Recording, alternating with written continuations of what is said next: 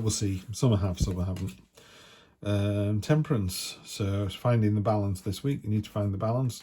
New start coming in. Roll your sleeves up and get on with it. Untapped potential. Nightmare card coming in that position again. You're worrying too much. You're worrying about something that isn't, just don't worry about it. It's not that big a deal. Be brash, courageous. Just be careful you're not too bullish. Another Knight. So you got the Knight of Wands, and then at the head of the matter you got the Knight of Pentacles. Stamina, tenacity, being steadfast. Kind of lack a little bit of agility there. You're not able to move so much because you're locked into that. The 5, the Gandalf staff. This is other people crashing against you. This is either a learning exercise or a conflict, but you win. You win. Other people see you as having a bit of rest and a minor blessing coming in after that little kerfuffle. Your hopes and fears, your let me see. Okay, celebration. The Knight is talking about pardon me, coming in with this news. Real kind of fast, vibrant. You've got 3 Knights on deck here. There's a lot of event kind of energy going on. And then you've got the Emperor down at the bottom. Okay, I can't do I normally try and do a very quick reading for someone to go, this is what the reading is. Need to delve a little bit deeper into this one. So those looking for what's my week like next week, tell me in 30 seconds. I can't. I need to clarify this a bit more.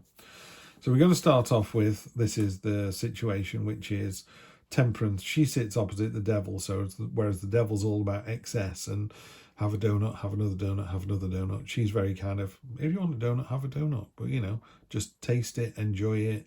Maybe go for a walk around the block and do a bit of exercise. So we're balancing out the calories in and calories out. So that's all that is.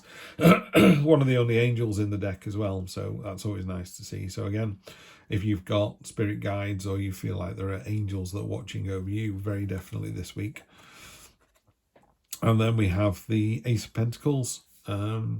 On top of the mountain, so you've already achieved so much, and this is the foundation. So you're not starting from ground zero, you're starting from a solid base. So maybe it's I don't know, if it's a relationship that's already happening and you're just building on that, so the relationship is getting better. You've got the hammer and the axe, so you've got all the tools at your disposal to create. This is a real kind of roll your sleeves up energy as well. So this is a new start of literally of your own making. The moon talks about signs and portents and listening to your kind of imagination. The card, what I really like about this card is there's this waterfall. This is endless, untapped potential energy. We really don't know what we don't know. There's so much more we can know about ourselves. So at the beginning of the week, you really, if you're after more energy or more understanding, it's there. It's there if you want it. The moon doesn't advertise, doesn't sit there going, hello, I'm here. She sort of hides behind the curtain, and then someone goes, Moon, are you there? And she goes, yes, I am. So she's not hiding because she doesn't want to be found. It's a bit like you've got to go and find that energy for yourself. The universe doesn't make it easy. I mean, it doesn't make it hard either, but it's not going to give it to you on a plate. Near future is the Nightmare card, the 9 of Swords. You're worried about something, it's clearly, oh no, the rabbit's dead, but it's not. That sword's transparent. It's not a real sword. That's not blood. Those are rose petals. This is just you waking up screaming, going, oh my God, got the dentist tomorrow. It's going to be terrible. And you go to the dentist and it's not terrible. It's not terribly comfortable, but it's not terrible. It's not the end of the world. So you're worrying too much about a situation, making it worse than it is. It's not as bad as you think it's going to be. The root of the matter is the Knight of Wands, and she doesn't have a sword. She uses the shield, so she bashes into situations. She's brave, she's courageous, she's impulsive. You got to temper that a little bit. It's a bit like a bull in a china shop. So just be careful here, Virgo. It's a great energy to have when it's positive. When it's that negative energy, it's a bit like, come on everybody, we're off to the seaside. And people are going, no, I don't want to go. Yes, we are. I've already packed the car. Really? Now you could go and it could be great, but you could go and it could rain. And people are like, why do we do this? Oh, well, that's what this person's like. The head of the matter, kind of opposite to this, though, weirdly, is the Knight of Pentacles. She's got those huge antlers, which are about stamina and tenacity. So really good to have with this Ace of Pentacles here, that real, I'm going to keep going. I'm going to keep creating until I've made what I want to make, this life I want to make for myself. The only downside with that card is she's kind of over armored. She's got a bit too much armor on, you know, what she expected to be hit with another tank. And she's got this book of rules and regulations, so she can be a little bit stoic, a little bit steadfast. So just watch that energy as well. So that's what's happening here. And underpinning that, we've got the Emperor, which is about order and control and discipline, which sits really nicely with this. But the Emperor is actually an amalgamation of all four kings. So he's really at the top of the food chain. He's making this prism. He's just creating this prism out of his imagination.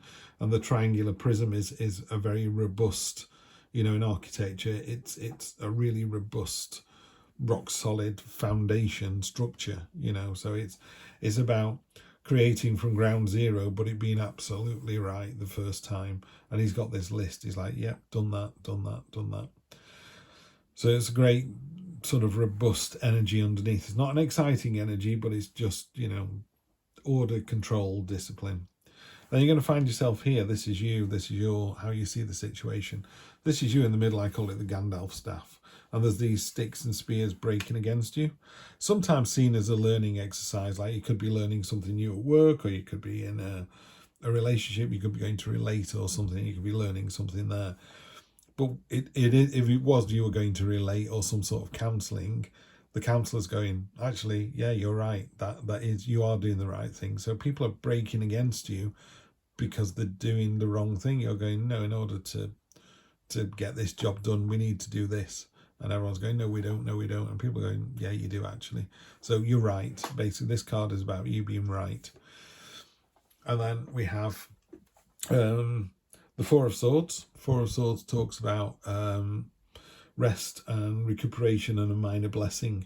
So this is how other people see that situation. Hopes and fears is the Knight of Swords. So you've got three knights on here. Knights stand for events usually.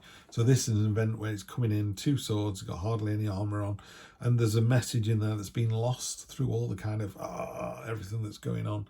So it's a great energy. It's a really vibrant, positive, jumping in with both feet energy. Just be careful. There's a message that's not lost in all of that.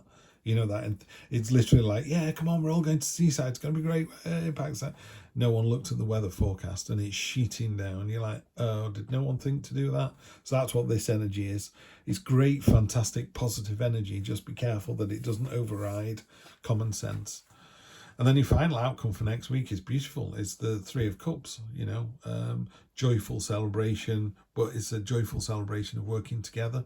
So you're all benefiting from whatever it is here. So really great energy to see there. So I'll give it a quick clarify, but it looks like a good solid week next week for you, Virgo. Nothing to worry about. I like this idea of a new start. You'll know whether that's work or a relationship. I'll take that one. Hey. So we're doubling down on the moon. So in this particular reading, you see there's a path through here, you know, path off into the distance, into the mountains. You're on the right path. So, you know, sometimes you go, am I doing the right thing or not? And the moon can be a bit, I don't know, are you? It's like, you are really. The crayfish is coming out. This is things from your subconscious coming to the surface. And listen to them. You know, if you go, oh, that didn't work last time. Well, if it didn't work last time, it's not going to work this time. You're doubling down on the 9 again. This 9, you know, it's really good in the Rider-Waite because it tells a proper story. On this quill is every single zodiac sign. So everybody has these nightmares. It's not just you. You're not alone. We've all been through it. And again, they're not doing you any damage. They're hanging on. They're not touching you. They're giving you no damage at all. What you're missing is there's this drawing down at the bottom. See down there, there's a sword fight going on. You're winning the sword fight, yeah? So you need to step out of that. Stop worrying. You're worrying too much. This is, it's called the Nightmare card, but it's just a card of I don't know, getting your sort of baser self to win. It's like, no, it's not going to be as bad as you think it is. It's really not. And then the Hierophant here, this talks about if it's not good for the hive, it's not good for the bees, you know, doing something for the greater good. It could be a belief system. There's a certain amount of order that goes with the Hierophant as well. So maybe this week, I think you just need to make sure you get your house in order. And I think what will happen is take a look at your situation in the cold light of day. This is what my life is like now. And just, what am I trying to say? You know, we can kind of go, oh, woe is me, I live a horrible life. And you go, well, hang on a minute. You've got access. You've got a roof over your head. You've got access to the internet. So that puts you in the top 1% of the population on the planet. So out of billions of people, you know, are you going hungry?